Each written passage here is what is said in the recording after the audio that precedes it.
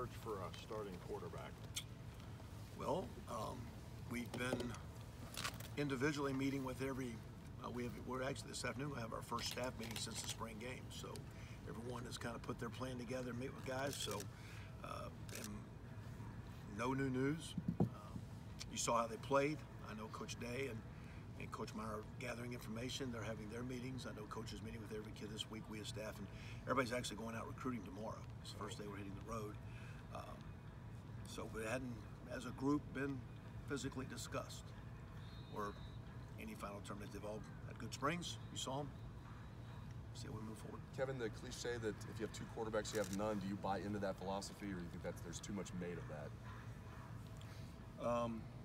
Well, again, you see, how the guys you need more than one typically in this day and age to win. So you better have more than one. So what at most positions, you're looking for 2+ tight ends, 7-8 receivers, 3 tailbacks. You're looking for everybody wants to say who's the starter, but in reality, in offensive football with tempo and multiple settings, personnel groupings, you're playing a lot of guys, and sometimes a quarterback. I mean, you go through the national championship year, how many quarterbacks played? And every year, how many quarterbacks played? Last year, how many quarterbacks played? So you better have more than one. So I've been a part of it. Oklahoma, previous school, where you went through battles, and sometimes you had a couple good quarterbacks, and that's tough. At the end of the day, everybody, you need what you need is your direction. Sometimes what you need is player development, because sometimes it's hard to develop when I know in years past, one time I tried to be so fair and tried to make everybody happy. I didn't. And because sometimes you can't. So there's a point in time where, as we've now practiced, we've had a great winter. All 3 of those guys have been awesome. I know Ryan, Coach, will get together, make some decisions, continue to move forward. And maybe we're at a point, maybe we're not. I think that's where Coach and Ryan and ourselves are totally trying to figure out. I know we want to get direction, but are you at a point where you're not playing yet? So we'll just see how it plays out. But fortunately, you saw all 3. I think all 3 are very, very good, and I think we need all 3 to win personally. Kevin, you had a situation at Indiana where you had 3 guys that you were juggling, 3 guys that played for you. What did you talked about maybe treating them too fairly or trying to keep them happy. What did you learn from that? How would you? Well, you're making everybody mad when you try to make everybody happy. Everything you say, everything I'm saying right now is going to be judged by them.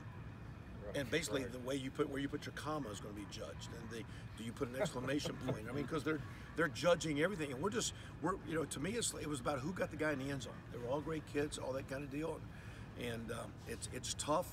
I had a kid. One of them was leaving. I said, "You don't want to leave." I said, "You got a red shirt. We could red shirt you. Stay, and maybe you'll play." Well, then we had an injury to a really good player that just won a Super Bowl that lost half a year. Yeah. He went to school, he got hurt, this kid named Josh Allen showed up, and he never played quarterback. Right. But he did what he felt was best, and I respected what he did. I really think sometimes, though, just being a good teammate and working hard, you're still valuing that. Some of those, when Coach Hayes and Coach Brown were coaching, some of those values about come to work every day, and it's hard because we are in an I world, we are in a right now world, we are in a immediacy world. But those guys have been, I mean, all 3 of those cats battled and have been good teammates, and we'll see how we come through this thing. So, but I don't know. I respect what Coach Meyer and Coach Lee are doing. I think I respect what those kids have been doing, and I think it'll be interesting as we move forward. And hopefully, at the end of the day, you do what's best for each kid, and ultimately, we want to do what's best for our program and school as well. What experience have you had doing that? How hard is it to stack talent at the quarterback position in recruiting when only one guy is your starter? Is it more difficult to keep multiple talented quarterbacks happy and here than it is at other positions? From afar, that's why when I walked in here a year ago, I said I respected J.T. Barrett more than I think a lot of people did.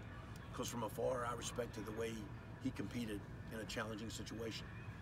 And didn't know him, never spoke to the guy. I had competed against him. But here's a starting guy, and he got hurt, and all of a sudden it's a competition battle, and a couple guys are playing, but just the way he carried himself before him, and there's something about him that I was attracted to. Like, I like this young man. I think that's unusual. It's